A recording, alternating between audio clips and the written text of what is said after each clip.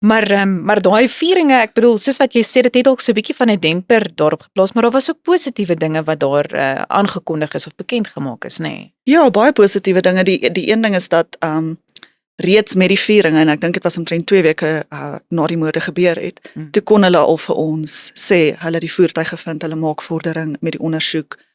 So in daai opsig was daar positiewe verwikkelinge alreeds. Ja. En dan het hulle ook 'n hele paar amper half geleenthede oor die naweek gehou, en die eerste een was 'n ooreenkoms wat hulle geteken het met gemeenskappe wat in die ontstaan van die Kreerwiltuin in die 100 jaar, en eintlik nog voor dit, die 100 jaar is nou maar net van wanneer af dit in die Staatskoerant as 'n nasionale park geproklameer is.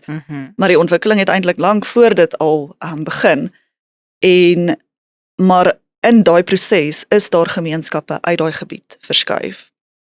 En dit het uiteindelik gelei tot grondeise 'n paar jaar gelede, en minister Willie Oukamp het natuurlik vir ons gesê die tyd van grondeise in die Kreerwiltuin is nou verby, want hulle het 'n ooreenkoms met hierdie gemeenskappe gesluit dat hulle uit die Kreerwiltuin kan voordeel trek, dat die Kreerwiltuin werksgeleenthede vir hulle kan bied en so, en op hulle beurt gaan hulle weer help om die erfenis wat daar is te bewaar.